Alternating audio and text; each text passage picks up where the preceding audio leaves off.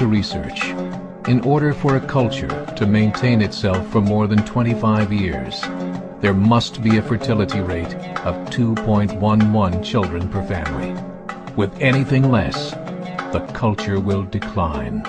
Historically, no culture has ever reversed a 1.9 fertility rate. A rate of 1.3, impossible to reverse, because it would take 80 to 100 years to correct itself, and there is no economic model that can sustain a culture during that time. In other words, if two sets of parents each have one child, there are half as many children as parents. If those children have one child, then there are 1/4 as many grandchildren as grandparents. If only 1 million babies are born in 2006, it's hard to have 2 million adults enter the workforce in 2026. As the population shrinks, so does the culture. As of 2007, the fertility rate in France was 1.8, England 1.6, Greece 1.3, Germany 1.3, Italy 1.2, Spain 1.1. Across the entire European Union of 31 countries, the fertility is a mere 1.38. Historical research tells us these numbers are impossible to reverse. In a matter of years, Europe as we know it will cease to exist. Yet the population of Europe is not declining. Why? Immigration. Islamic immigration. Of all population growth in Europe since 1990, 90% has been Islamic immigration. France, 1.8 children per family. Muslims, 8.1. In southern France, traditionally one of the most populated church regions in the world, there are now more mosques than churches. 30% of children ages 20 and younger are Islamic. In the larger cities such as Nice, Marseille, and Paris, that number has grown to 45%. By 2027, 1 in 5 Frenchmen will be Muslim. In just 39 years, France will be an Islamic republic. In the last 30 years, the Muslim population of Great Britain rose from 82,000 to 2.5 million, a 30-fold increase. There are over 1,000 mosques, many of them former churches. In the Netherlands, 50% of all newborns are Muslim, and in only 15 years, half of the population of the Netherlands will be Muslim. In Russia, there are over 23 million Muslims. That's 1 out of 5 Russians. 40% of the entire Russian army will be Islamic in just a few short years. Currently in Belgium, 25% of the population and 50% of all newborns are Muslim.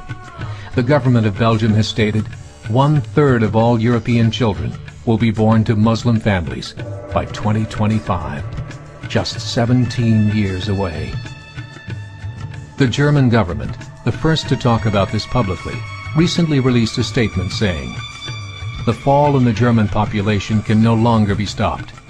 Its downward spiral is no longer reversible. It will be a Muslim state by the year 2050.